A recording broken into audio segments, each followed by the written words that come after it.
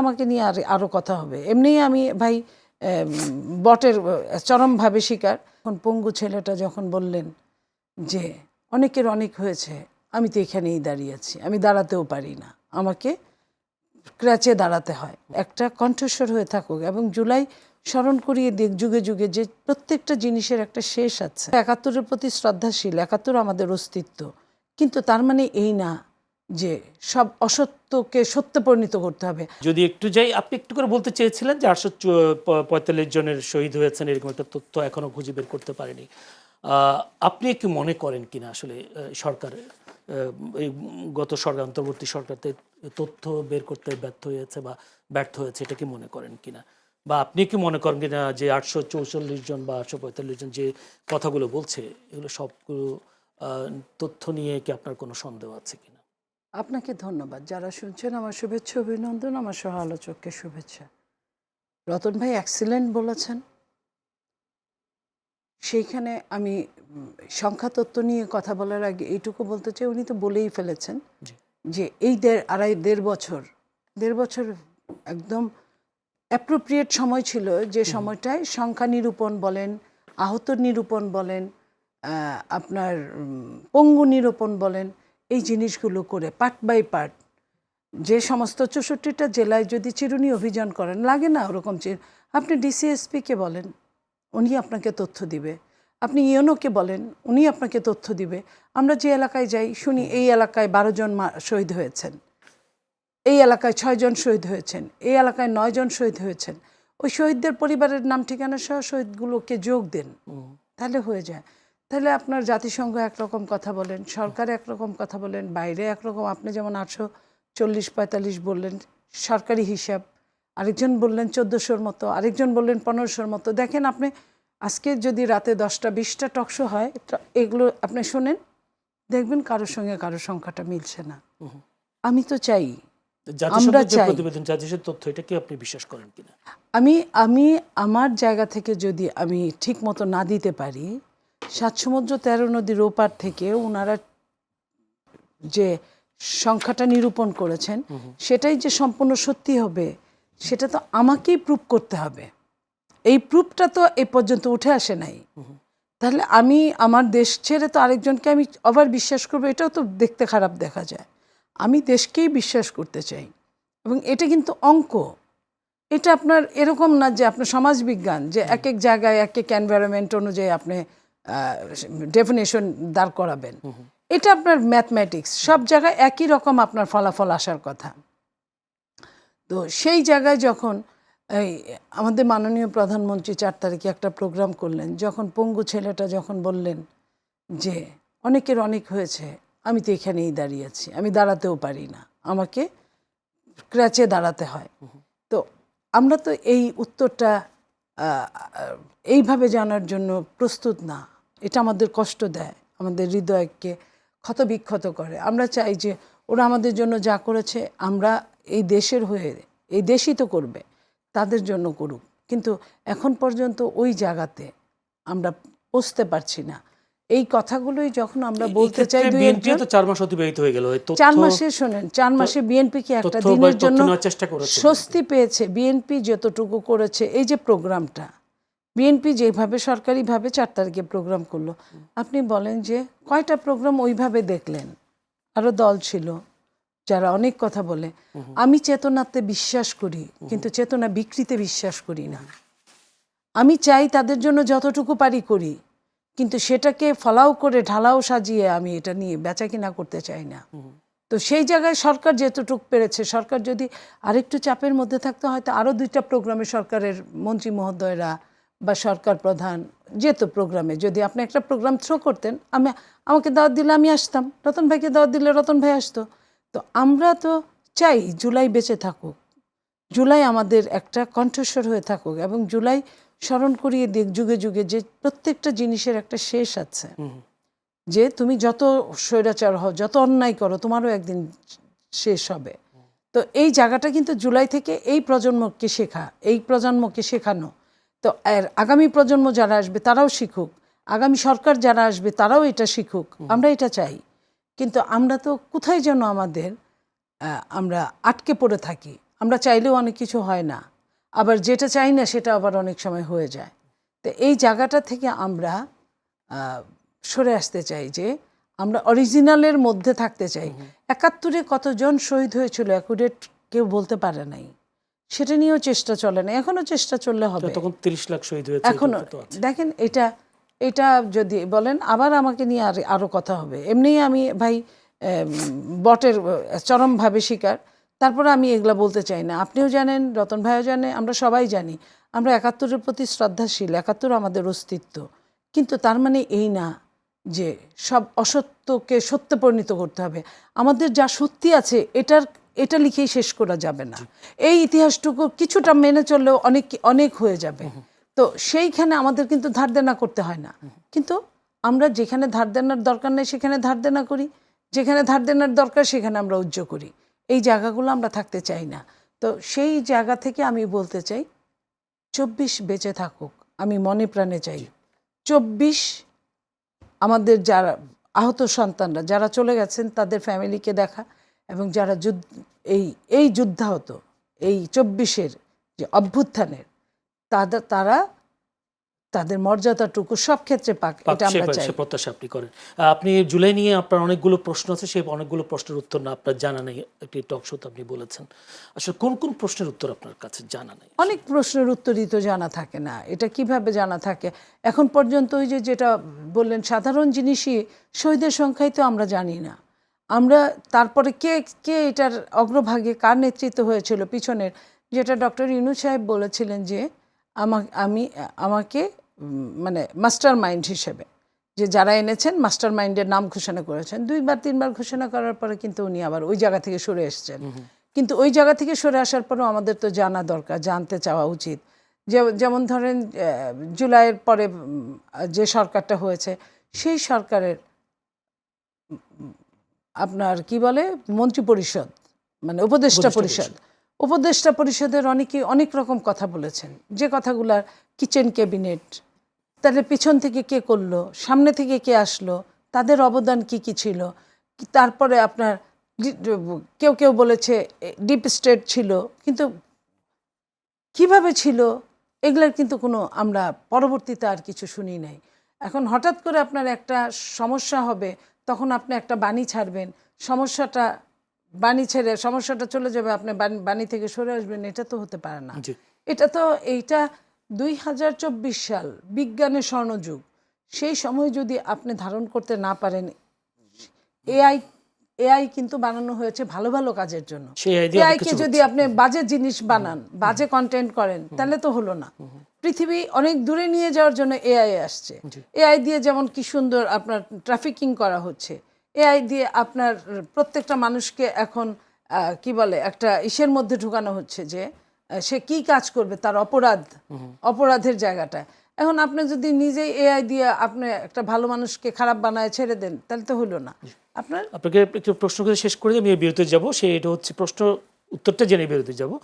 আপনাকে নিয়ে বেশ কথা হচ্ছে যে আপনি জুলাই আন্দোলনটা একটা ডিজাইন ছিল, এরকম একটা বক্তব্য আপনি দিয়েছিলেন, এবং সেই বক্তব্যের বিপরীতে প্রতিবাদও করেছেন আপনাদের ছাত্র সংগঠনের সভাপতি রকিবুল ইসলাম রাকিব। তিনি বলেছেন দীর্ঘ ফ্যাসিবাদ বিরোধী আন্দোলন সংগ্রামের সারথি ছিলেন আমাদের নেত্রী বা নীলুফা চৌধুরী। তিনি তার মুখে এইসব কথা, তারপরে তো সে আবার ওইটার আবার প্রতিবাদ লিপিও আরেকটা, আপনিও সেটা জবাব দিয়েছেন। আসলে আপনি কি বলতে চেয়েছেন, সে নিজেও আপনি কি বলতে চেয়েছেন, আসলে কি বলা হয়েছে?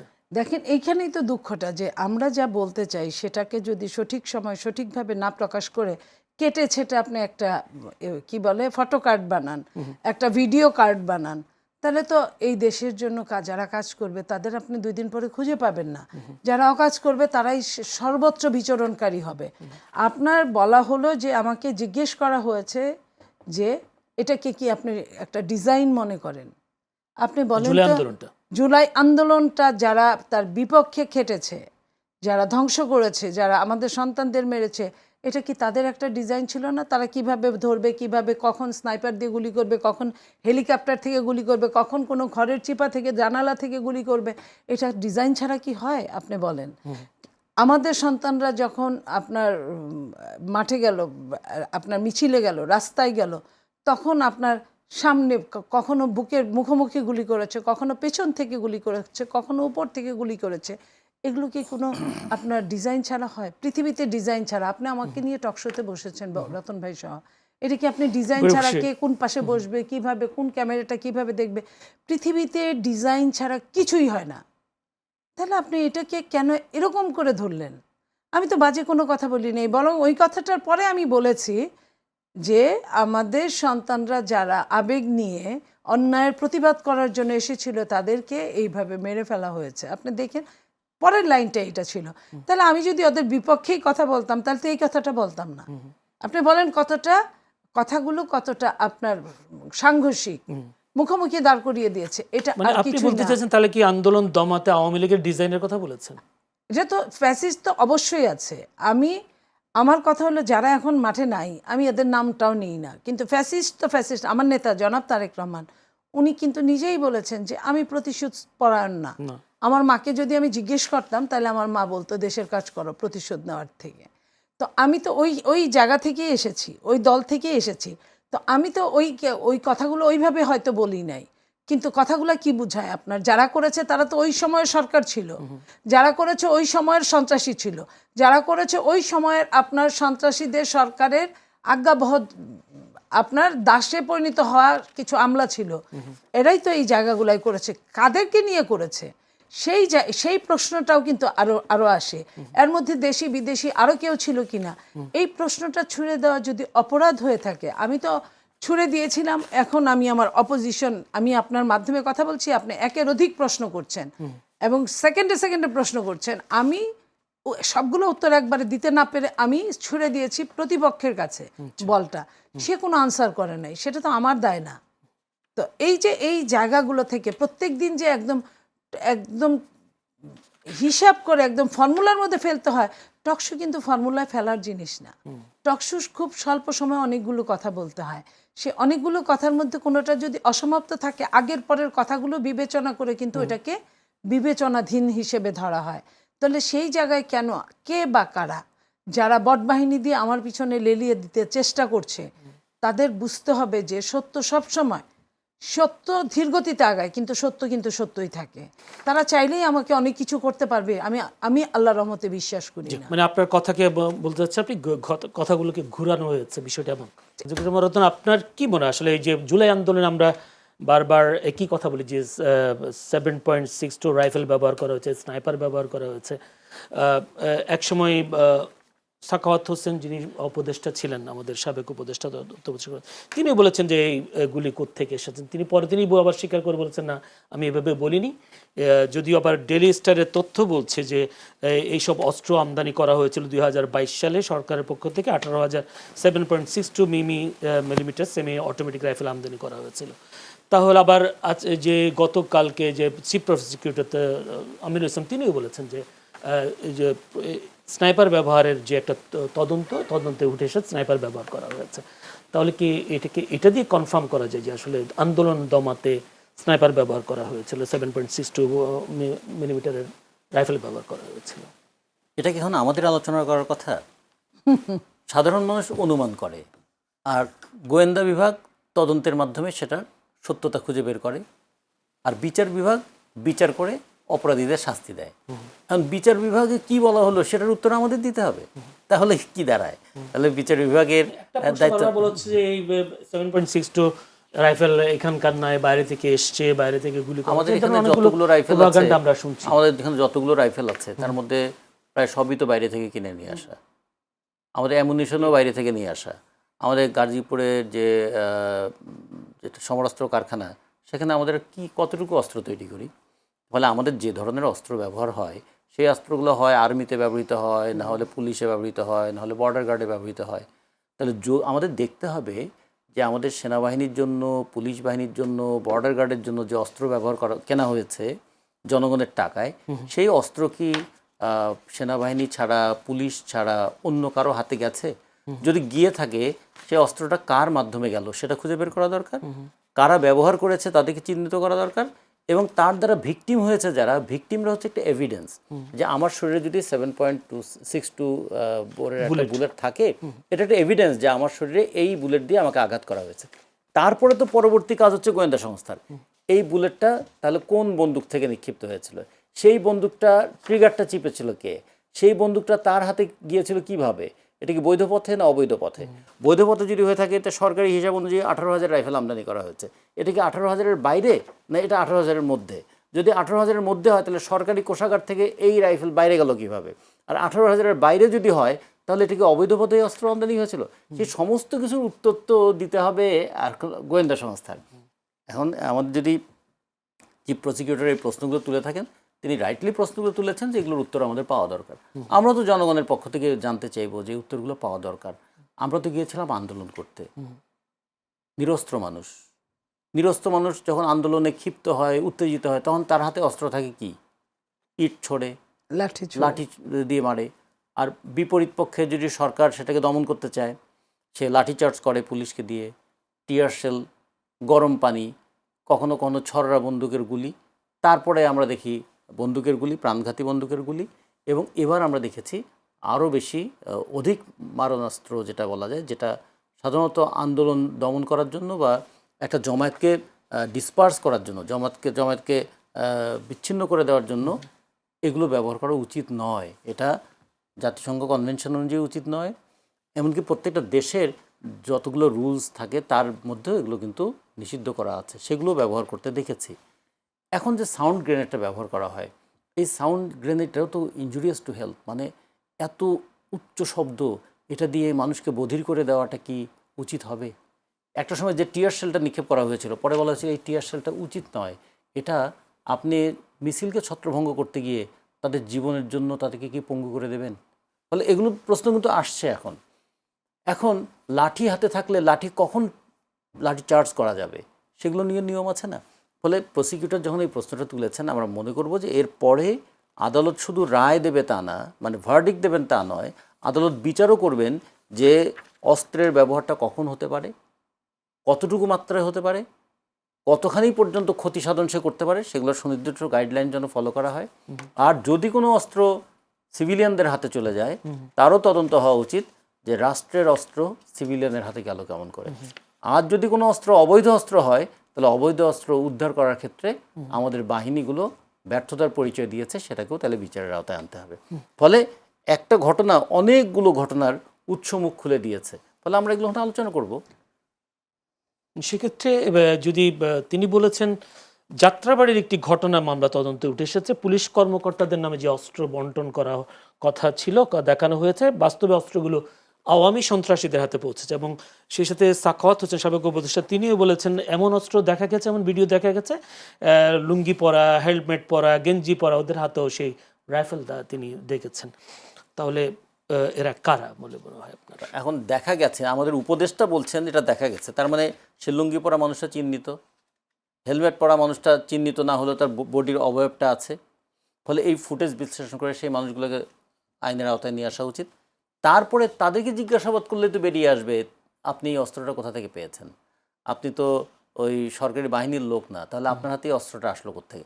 তখন না একটা থেকে একটা, অনেক সময় তদন্ত অঙ্কের মতো। আমরা যখন যৌগিক অঙ্ক করি না, যেমন বলি যে আমরা বলি সরল করো, আমরা বলি সরল অঙ্ক না, আসলে অঙ্কটাকে সরল করো। একটা বড় অঙ্ক দেওয়া হয়েছে, একটু সরল করে শেষ পর্যন্ত এটাকে একে পরিণত করো। তাহলে এখানে যোগের কাজ কখন হয়, গুণের কাজ কখন হয়, ভাগের কাজ কখন হয়, বিয়োগের কাজ কখন হয়, এর কাজ কখন হয়, এগুলো আমাদের ম্যাথামেটিক্সে একটা ল আছে না, ইনভেস্টিগেশনও একটা ল। এই ল মানে শুধু আইন না, এটা হচ্ছে নিয়ম, কোন নিয়মে ইনভেস্টিগেশন হবে। প্রত্যেকটা ইনভেস্টিগেশনের শুরু থেকে শেষ পর্যন্ত এটাকেও ধাপে ধাপে অগ্রসর হতে হয়। হয়ে তো তারা খুঁজে বের করে এর উৎস কোথায়, এর বিস্তৃতিটা কতটুকু হয়েছে, এর ভয়াবহতাটা কি ছিল, এবং এর মধ্যে কতখানি আইন ভঙ্গ হয়েছে, সেগুলো তো খুঁজে বের করার দায়িত্ব এখন সরকারের। এখন আমাদের উপদেষ্টা যখন বলেছিলেন, স্বরাষ্ট্র উপদেষ্টা, তখন নিশ্চয়ই তিনি একটা পদ থেকে দায়িত্বশীল কথা বলেছিলেন। তাকে সরে যাওয়া মানে কিন্তু দায়িত্বটা অবহেলা করা নয়, বরং যে কথাটা তিনি বললেন সেই কথাটা জনগণের মনের মধ্যে গেঁথে গেছে। তাহলে এই অস্ত্র এলো থেকে, এই অস্ত্র ব্যবহার করলো কারা, এবং এই অস্ত্র যারা এখনও তারা কি ফেরত দিয়েছে, এই অস্ত্র কি কোষাগারে ফিরে গেছে, অস্ত্রাগারে ফিরে গেছে, নাকি অস্ত্রটা এখনও সমাজে আছে, এগুলো প্রত্যেকটারই উত্তর এখন আমাদের সরকারের দেওয়া উচিত। জি, অসংখ্য ধন্যবাদ। সেক্ষেত্রে আরেকটি এখানে সংস্কৃতি উপদেষ্টা সাবেক মোস্তফা সরোয়ার ফারুকী তার পেজে একটা পোস্ট দিয়েছেন, জুলাই অভ্যুত্থান নিয়ে কেউ কেউ ফ্যাসিবাদের সম্মতি উৎপাদন করার চেষ্টা করছেন, এখনও তারা খুব দুর্বল কিছু কৌশলে ফ্যাসিবাদকে ঢাল দেওয়ার চেষ্টা করছে, তাদের মধ্যে সাংবাদিক, শিল্পী, মডেল এরকম নানা রকমারি নামের আড়ালে এসব করে যাচ্ছেন, অর্থাৎ ফ্যাসিবাদের সম্মতি উৎপাদন করছেন বলে অভিযোগ করেছেন। আসলে ফ্যাসিবাদের সম্মতি উৎপাদন করার চেষ্টা আপনি কি দেখছেন কিনা বর্তমানে? এখন একটা অদ্ভুত ব্যাপার হয়েছে কি, রাজনৈতিক বিরোধিতাকে ট্যাগ দিয়ে দেওয়ার একটা প্রবণতা আছে। আচ্ছা, আওয়ামী লীগের কারোর সঙ্গে সম্পর্ক থাকাকে আমরা তাদেরকে ফ্যাসিস্টের দোষর বলছি তো? তাহলে আমাদের যারা এরকম কথা বলছেন তাদেরও আত্মীয় স্বজনদের অনেকেরই কিন্তু আওয়ামী লীগের নানা জনের সঙ্গে নানা ধরনের সম্পর্ক আছে। তাদেরও আছে যারা বলছেন তাদের। তাহলে এখন কি বলবেন? তাহলে নিজেকে সুরক্ষিত রেখে অন্যকে আক্রমণ করার এই মানসিকতাটা কেন হয়? তার মানে কিছু দুর্বলতা নিজেদেরও আছে হয়তো বা। এখন যে কাজ করলে কেউ ফ্যাসিস্ট হয় সেই কাজ যদি আমি করি, একসময় বলেছিলেন যে কণ্ঠরোধ করা অন্যায়, যদি আপনার কণ্ঠরোধ করা অন্যায় হয় তাহলে আমার কণ্ঠরোধ করা অন্যায়। এই কথাটা একসময় আসছিল না, যে আমরা কি কারণে মানুষের অধিকারের কথা বলবো? অধিকার কখনো নির্বাচিত অধিকার নয়, অধিকারটাকে সার্বজনীন রূপ দিতে হবে। Selective right is not a right at all. তো আমাদের সেই রকম জায়গায় যদি দেখি যে যদি যে আকাঙ্ক্ষা নিয়ে জুলাইয়ে ছাত্ররা নেমে এলো, ছাত্রদের পাশে শ্রমিকরাও নেমে এলো, যে কারণে সংখ্যায় ছাত্রদের চাইতে শ্রমিকদের মৃত্যুর তালিকায় সংখ্যাটা বেশি। এখন তারপরে যদি কেউ দেখে যে বুলেটের সামনে দাঁড়াতে যে ছেলেটা ভয় পেল না, যে মানুষটা লুঙ্গি পরা মানুষ বুলেটের সামনে দাঁড়াতে ভয় পেল না, যে মা তার সন্তানকে নিয়ে মিছিলে আসতে ভয় পেল না, তারা যদি দেখে যে টাকার বস্তার কাছে কেউ মাথা নিচু করে আছে, তখন তারা কি অপমানিত হবে না? আমরা তো বুকের রক্ত দিতে গিয়েছিলাম, আমরা তো ক্ষমতা কুক্ষিগত করার জন্য যাই নাই। এই যে হাজার হাজার লক্ষ লক্ষ মানুষ নেমেছিল, কয়জন ক্ষমতার স্বাদ পেয়েছে? কয়জন অবৈধ ক্ষমতা পেয়েছে? কয়জন তারপরে জুলাইয়ের পরবর্তীতে নিজেদের সুবিধার পথ খুঁজেছেন? তারা তো খোঁজেন নেই। তাহলে তাদের অবদানকে কি আপনি স্বীকার করবেন না? তারা যদি বলে যে আমরা তো লড়াই করলাম, আমাদের লড়াইয়ের পরে যে প্রত্যাশিত বাংলাদেশটা চেয়েছিলাম সেই দেশটা দেখছি না, তখন যদি তারা সমালোচনা করে, তখন কি আবার তাকে ফ্যাসিস্টের দোষর বলবেন? অথচ এই মানুষের সহযোগিতা ছাড়া কি জুলাই আন্দোলন সফল হতো? জুলাইয়ের পরে যে উপদেষ্টারা ক্ষমতায় আসলেন তার মধ্যে কয়জনকে আপনারা সাংবাদিকরা রাজপথে দেখেছিলেন? তারাই পরে আমাদেরকে সবক দিচ্ছেন, তারাই আমাদেরকে ধমক দিচ্ছেন, তারাই আমাদেরকে আবার দোষর বানিয়ে দিচ্ছেন, কারণ যখনই আমরা প্রশ্ন করছি। কিন্তু জুলাইয়ের বড় শিক্ষা ছিল প্রশ্ন করা।